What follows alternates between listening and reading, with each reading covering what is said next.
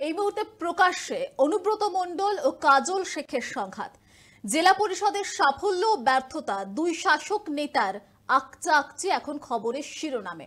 একজনের বক্তব্য জেলা পরিষদ পিছিয়ে গিয়েছে, কার বক্তব্য কেষ্টর।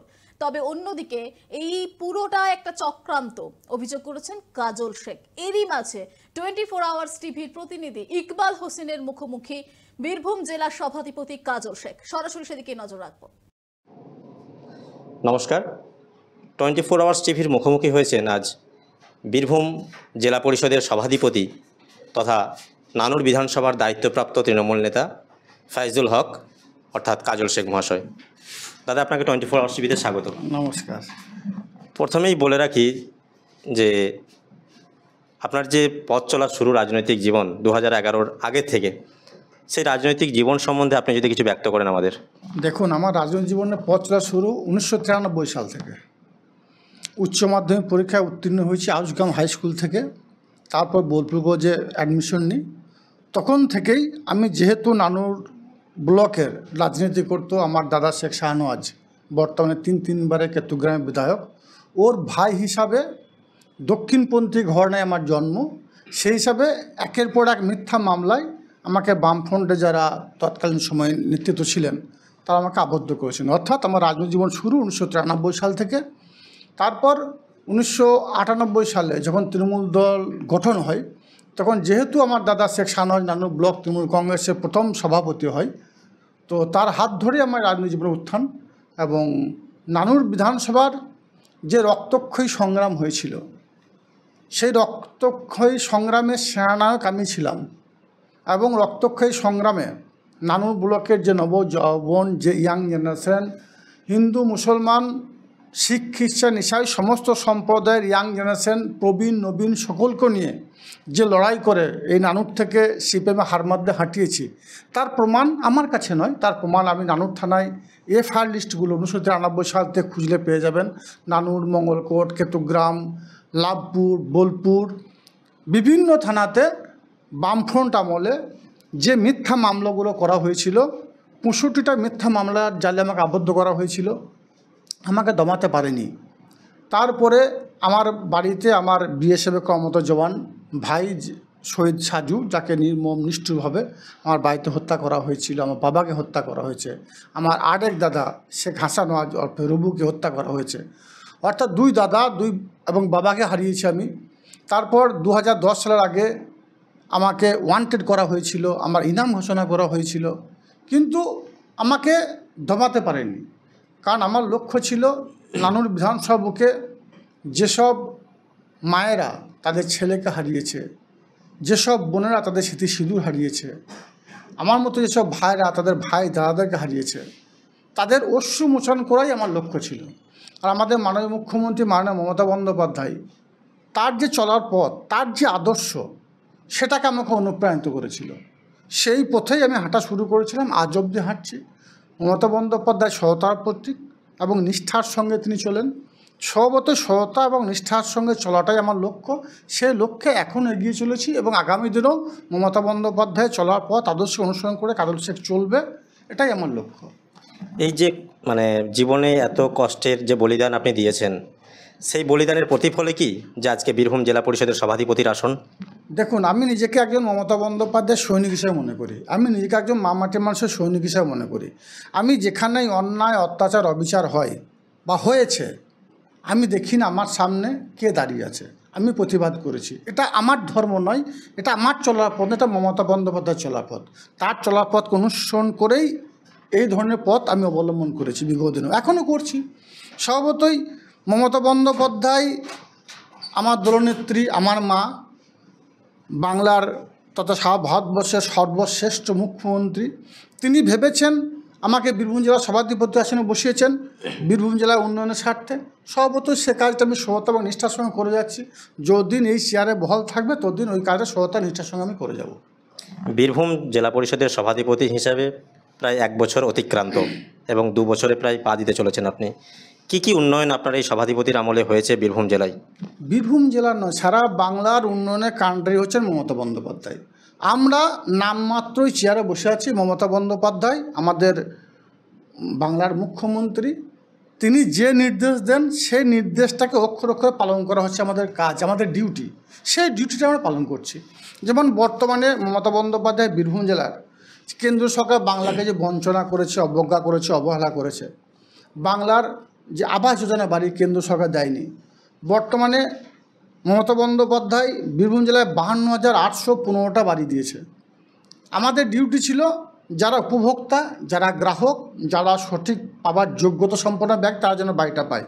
আমরা তাদের অ্যাকাউন্টে 98% টাকা অলরেডি দিয়ে দিয়েছি, 2% বাকি আছে, কারণ তাদের অ্যাকাউন্টে মিস্টেক বা কোনো মিস্টেক থাকার জন্য। তাছাড়াও তার স্বপ্ন আছে বীরভূম জেলার যে গ্রামগুলো আছে মডেল ভিলেজ তৈরি করতে, অর্থাৎ বীরভূম জেলার 2223টা বাড়ি আছে, গ্রাম আছে। 2223টা গ্রামকে মডেল ভিলেজ করার লক্ষ্যে মমতা বন্দ্যোপাধ্যায় আমাদের দিয়েছেন। আমরা এখনও অবধি 1910টা বাড়িকে মডেল ভিলেজ গ্রামকে মডেল ভিলেজ গ্রাম হিসাবে উপস্থাপিত করতে পেরেছি। তো মমতা বন্দ্যোপাধ্যায় আমাদেরকে যে পথে হাঁটতে বলেন, যে দিকে হাঁটতে বলেন, সেইগুলোই আমরা করে থাকি। তাছাড়াও হেলথের দিকে বীরভূম ভালো পজিশন আছে। তাছাড়াও আমাদের যে স্টেট ফান্ডের যে কাজগুলো মমতা বন্দ্যোপাধ্যায় দিয়েছে 14টির মতো কাজ, সে কাজগুলো প্রায় কমপ্লিটের দিকে। তাছাড়াও পথশ্রীতে যে 24টি রাস্তা দিয়েছিল তার মধ্যে 3টা বাকি আছে, বাকি রাস্তাগুলো কমপ্লিট হয়ে গেছে। অর্থাৎ এবং 15 ফিনান্সে বীরভূম জেলা ভালো জায়গাতে আছে, 5th ফিনান্সে 6 নম্বর আছে রাজ্যের। অর্থাৎ বীরভূম জেলা বর্তমানে একটা ভালো জায়গাতে আছে বলে আমি মনে করি। এবং যেহেতু মানচিত্রের দিক দিয়ে আমরা যদি দেখি সারা রাজ্যে যে 23টা জেলা আছে, 23টি জেলার মধ্যে বীরভূম জেলা 3-4 নম্বরে আয়তনের দিক দিয়ে। আয়তনের দিক দিয়ে যত বড় হবে সেই জেলার পরিকাঠামো এবং উন্নয়নের খতিয়ান ততই বড় হবে। একটা জেলা 1 কোটি টাকা খরচা করলেও দেখা যাবে সে জেলাটা 20% এগিয়ে গেল, কারণ সে জেলাটা ছোটো জেলা, আয়তনের দিক দিয়ে ছোটো, তাদের কাজকর্মও কম এবং উন্নয়নের খতিয়ানও কম আছে। কিন্তু আমাদের জেলা বড় জেলা, আমাদের জেলা 1 কোটি টাকা কাজ করলে 1%ও বৃদ্ধি হবে না। আমি 10 কোটি টাকা যতক্ষণ না খরচা করবো তখন 20% বৃদ্ধি হবে না। স্বভাবতই একটা ছোটো জেলার সঙ্গে এই বড়ো জেলার তুলনা করতে গেলে কিন্তু হবে না। অন্যান্য কিন্তু অনেক ক্ষেত্রে বড়ো জেলা হওয়া সত্ত্বেও আমরা কিন্তু কাজের নিরিখে এগিয়ে আছি, যেমন স্যানিটাইজেশনে এগিয়ে আছি, কাজের নিরিখে এগিয়ে আছি, যেমন স্যানিটাইজেশনে এগিয়ে আছি, হেলথের দিক দিয়ে এগিয়ে আছি, বাংলা ভাষার বাইরের দিক দিয়ে আমরা এগিয়ে আছি। কিন্তু কোনো কোনো ক্ষেত্রে পিছিয়ে আছি। কিন্তু তুলনামূলকভাবে সার্বিক যদি আপনি বীরভূম জেলা পরিষদ সম্বন্ধে আলোচনা করেন, বীরভূম জেলা পরিষদ সার্বিক দিক দিয়ে অনেকটাই অন্যান্য জেলার থেকে এগিয়ে আছে। রাজনৈতিক কোশ্চেনে আসছি।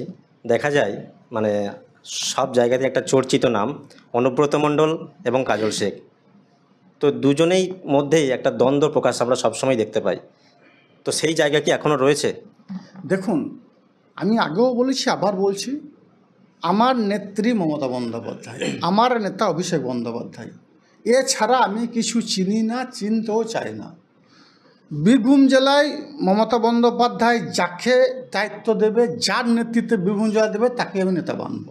বর্তমানে বীরভূম জেলার নেতা হিসাবে, নেত্রী হিসেবে মমতা বন্দ্যোপাধ্যায় স্বয়ং আছেন। স্বভাবতই এখানে মমতা বন্দ্যোপাধ্যায় আমার নেত্রী, তিনি কোর কমিটি করে বীরভূম জেলা পরিচালনা করছেন, আমরা সেভাবেই চলছি। আমি আগেও বলছি, আবার বলছি, মমতা বন্দ্যোপাধ্যায় চলার পথ আদর্শ অনুসরণ করে আমি দল করি, আমি মানুষের সেবা করি, আমি সমাজসেবামূলক কাজটাকে বেশি অগ্রাধিকার দিই। কারণ মমতা বন্দ্যোপাধ্যায়কে দলনেত্রীর থেকে আমি বেশি তাকে ভাবি তিনি একজন সমাজসেবক। কারণ তার যে চলার পথ, তিনি যে 75টি প্রকল্প বাস্তবায়িত করেছেন, 75টি প্রকল্প আপনি ভালো করে লক্ষ্য করে দেখুন। তিনি তো ইচ্ছা করলে পারতেন তার দলের যারা সমর্থক তাদের এই প্রকল্পে আওতা আসবে, তার দলের যে সমর্থক নয়, যে তাকে ভোট দেয়নি, সে প্রকল্পে আওতা আসবে না, এটা কিন্তু মমতা বন্দ্যোপাধ্যায় করেননি। তিনি সর্বস্তরের জাতি, ধর্ম, মতামত নির্বিশেষে উচ্চ, মধ্যবিত্ত, নিম্নবিত্ত সমস্ত সম্প্রদায়ের মানুষের মধ্যে তার প্রকল্পগুলো বাস্তবায়িত করেছেন। অর্থাৎ মমতা বন্দ্যোপাধ্যায় আমার হিসাবে, আমার নিরিখে তিনি একজন সমাজসেবক। স্বভাবত সমাজসেবা করাটাই তার মূল লক্ষ্য। যেমন বীরভূম জেলাতে তিনি আজকে ডিক্লেয়ার করেছেন কয়লা খনি, যেটা এশিয়ার 2য় বৃহত্তম কয়লা খনি। মানে ভাবতে অবাক লাগছে যে বীরভূম জেলায় অন্যান্য রাজ্যের মানুষ, অন্যান্য জেলার মানুষ এখানে কাজ করতে আসবে। হাজার হাজার বীরভূম জেলার আমার ইয়াং জেনারেশন, নবযৌবন এই কয়লা খনিতে কাজ পাবে। অর্থাৎ বীরভূম জেলার নবযৌবন, ইয়াং জেনারেশন আগামী দিনে একটা অন্য জায়গায় চলে যাবে। এটা মমতা বন্দ্যোপাধ্যায়ের মস্তিষ্ক প্রসূত। এর আগেও তো বীরভূম জেলা বাংলাতে 35 বছর বাম শাসন ছিল, তখন কেন করতে পারেন, এখন কেন করতে পারছে? কারণ মমতা বন্দ্যোপাধ্যায় বীরভূম জেলা তথা বাংলাকে এগিয়ে নিয়ে যাচ্ছে। স্বভাবতই আমরা তিনি যেগুলোকে বলেন সেগুলোকে আমরা অনুসরণ করে চলি, এর বাইরে আমাদের কিছুই নাই। বীরভূম জেলা সভাপতি আসনে উনি বসেছেন, বসেছি, আবার যে দায়িত্ব দেবেন সে দায়িত্ব পালন করব। দায়িত্ব পালন করাটা হচ্ছে আমাদের কাজ, আমাদের ডিউটি। বীরভূম জেলার সভাধিপতি হিসাবে এখনও পর্যন্ত প্রায় 3.5 বছর প্লাস আপনি থাকবেন। আগামী দিনে বীরভূমের উন্নয়ন নিয়ে কী ভাবনা চিন্তা রয়েছে?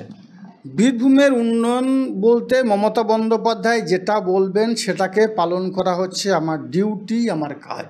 আমি আগেও বলেছি, এ কথাটা বারবার বলছি।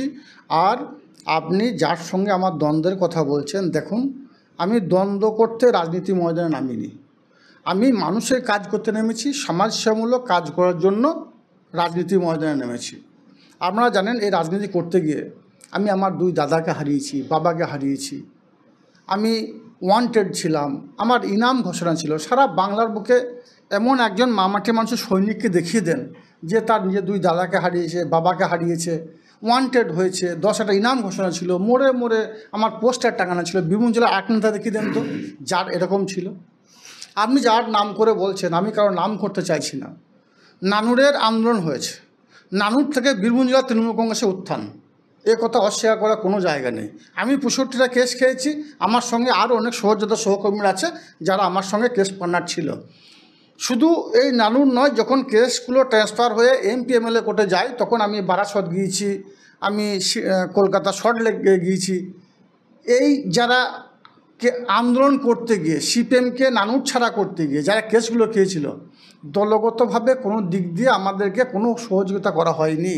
আমরা নিজেরা খরচা করে গিয়েছি এবং কেসগুলোকে বিচার প্রক্রিয়ার মাধ্যমে সেগুলো নিষ্পত্তি করেছি। তখন কিন্তু কেউ আমাদের পাশে দাঁড়ায়নি। তাছাড়াও এখনও পর্যন্ত আমি গতকাল বোলপুর কোর্টে গিয়েছিলাম, গিয়ে দেখলাম 1994 সালে একটা মামলা, যে মামলা ওয়ারেন্টে বসে আছে। পরশু গিয়ে কেসটা আমি বেল নিয়ে এলাম। তো আমার আমি পুরাতন তৃণমূল কংগ্রেস, দক্ষিণপন্থী ঘটনা জন্ম, সেটা বোলপুর কোর্ট বা নাও থানা গেলে আপনি পেয়ে যাবেন, আপনাকে অন্য কোথাও খুঁজতে হবে না। বাকি ওনাকে বলছে আমি জন্মলগ্ন থেকে তৃণমূল করছি, জন্মলগ্ন থেকে দল করছি। তাদের উদ্দেশ্যে একটাই কথা বলবো, যে কে দল করেছে আর কে দল করে নাই। বিগত দিনে বামফ্রন্ট কাদেরকে দমাতে চেয়েছিল সেটার প্রমাণ কিন্তু থানার কেস ডায়েরি খাটলেই পাওয়া যাবে, অন্য কোনোভাবে পাবেন না। আর বীরভূম জেলা তৃণমূল কংগ্রেসের যে পদেই থাকবো না কেন, প্রথম যখন তৃণমূল কংগ্রেস দল গঠন 1998 সালে, প্রথম সভাপতি কে ছিল, দ্বিতীয় সভাপতি কে ছিল, তৃতীয় সভাপতি কে ছিল, চতুর্থ সভাপতি কে হলো, আমার মুখটা না খোলালেই ভালো হয়। আমি সবাইকে বলবো সংযত থাকার জন্য, কারণ দল আমাদেরকে সবসময়ের জন্য বলে যে সংযত থাকার জন্য আভ্যন্তরীণ বিষয়গুলো আভ্যন্তরীণ আলোচনা করাই সঠিক। তাই সকলকে বলবো এখানে সেখানে বুম দেখে উল্টোপাল্টা মন্তব্য না করে, কারণ আমি জন্মলগ্ন থেকে আছি, আমি দক্ষিণপন্থী ঘরানায় আমার জন্ম। দক্ষিণপন্থী ঘরানায় জন্ম হওয়ার জন্য একের পর এক মিথ্যা মামলার মালা আমাকে পরিয়ে দেওয়া হয়েছিল, তবুও কাজল শেখকে দমাতে পারিনি, আগামী দিনেও পারবে না। আমি কারো কাছে মাথা নত করিনি আর করবও না। কিন্তু কাউকে প্রণাম করা অর্থ এটা নয় মাথা নত করা। প্রণাম করা অর্থ হচ্ছে তাকে সম্মান দেওয়া।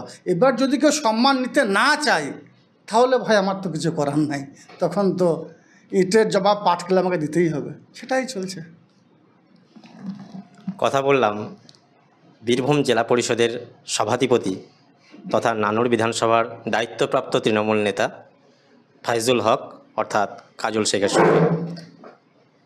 বীরভূমের নানুর থেকে ইকবাল হোসেন, 24 আওয়ার্স টিভি।